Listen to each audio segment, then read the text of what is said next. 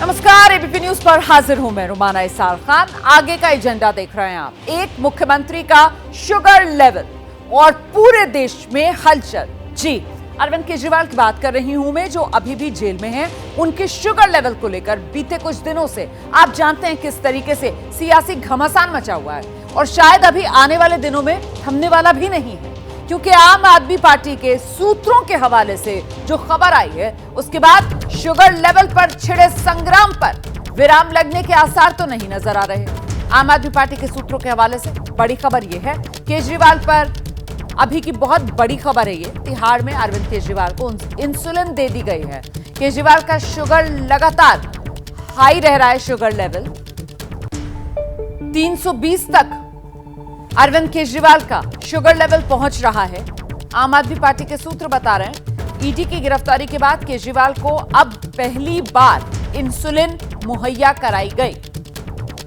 Insulin की मांग को लेकर ही अरविंद केजरीवाल की तरफ से अदालत का दरवाजा तक खटखटाया गया था, जिसके बाद अदालत की तरफ से कहा गया था डॉक्टर्स का पैनल ही इस पर फैसला लेगा। वहीं सूत्रों के हवाले से अरविंद केजरीवाल को इंसुलिन दिए जाने की खबर अब सामने आ गई है। आम आदमी पार्टी ने बीजेपी को फिर से कटघरे में खड़ा किया है। फिर से सवालों और आरोपों की बौछार है। दिल्ली के मंत्री सौरभ भारद्वाज का बयान सामने आया है। बीजेपी वालों, अब इंसुलिन क्यों दे रहे हो? साफ हो गया सीएम केजरीवाल सही थे। तो यही तो वो मांग थी जो अरविंद केजरीवाल की तरफ से की जा रही। इसी मांग को लेकर अरविंद केजरीवाल ने अदालत का दरवाजा खटखटाया था। अदालत की तरफ से साफ कर दिया गया था कि एम्स के डायरेक्टर को शामिल करके पैनल बनाया जाए डॉक्टर्स का और वो इस मामले में फैसला ले। तो ये वो ट्वीट है दिल्ली के मंत्री सौरभ भारद्वाज का। खबर आ रही है अंततः जेल प्रशासन ने मुख्यमंत्री जी को बढ़ती हुई शुगर के लिए इंसुलिन दी। आज देश की राजधानी के मुख्यमंत्री को एक इंसुलिन के लिए कोर्ट जाना पड़ रहा है।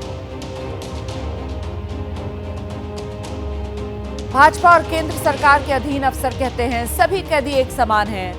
क्या इंसुलिन के लिए सभी तिहाड़ के कैदी कोर्ट जाते हैं? क्या सभी कैदियों को बीमारी की दवाई के लिए कोर्ट जाना पड़ता है? क्या सभी कैदियों को इंसुलिन के लिए एक हफ्ता टीवी और अखबार में बहस करनी पड़ती है? आज साफ हो गया, मुख्यमंत्री सही थे, उन्हें इंसुलिन की जरूरत थी। लेकिन भाजपा की केंद्र सरकार के अधीन जो अधिकारी हैं वो जानबूझकर उनका इलाज नहीं करवा रहे।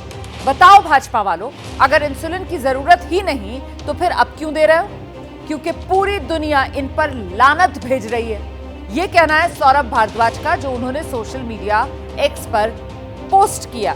हम सीधे आपको लेकर चलेंगे। हमारे साथ हमारे सहयोगी दीपक रावत इस वक्त मौजूद हैं। दीपक, जिस तरीके से अब ये खबर आई है सूत्रों के हवाले से कि साहब आखिरकार तिहाड़ में अरविंद केजरीवाल को इंसुलिन मुहैया करा दी गई है, आम आदमी पार्टी तो जाहिर सी बात है इसे अपनी और अरविंद केजरीवाल की जीत के तौर पर देख रही होगी।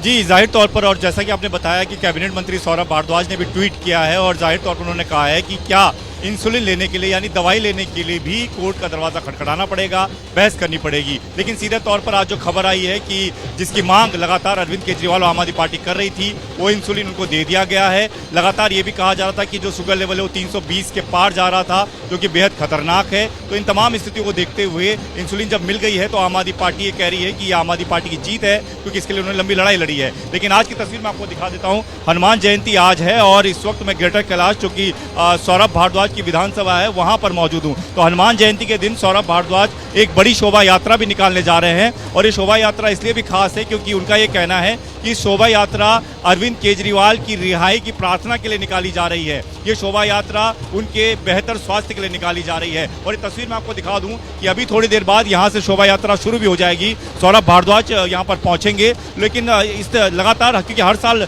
सौरभ भारद्वाज हनुमान जयंती के मौके पर इस शोभा यात्रा निकालते जरूर है, लेकिन इस बार उनका कहना है कि जिस तरीके की लड़ाई अरविंद केजरीवाल और आम आदमी पार्टी लड़ रही है उसमें भगवान का साथ होना ही बहुत जरूरी है। और उसी साथ के लिए दीपक रावत, वैसे भी हनुमान जयंती आम आदमी पार्टी इस वजह से भी बढ़ चढ़कर मना रही होगी क्योंकि सियासत में, सार्वजनिक जीवन में खुद को हनुमान भक्त बताने से कभी गुरेज या परहेज अरविंद केजरीवाल की तरफ से नहीं किया गया। खुद को हनुमान भक्त अरविंद केजरीवाल बताते हैं। हनुमान चालीसा का पाठ भी अरविंद केजरीवाल कितने मंचों से करके दिखा चुके हैं, अपनी हनुमान भक्ति दिखा चुके हैं। इसी वजह से खास तौर पर हनुमान जयंती के मौके पर आज आम आदमी पार्टी की तरफ से ये तैयारियां हैं।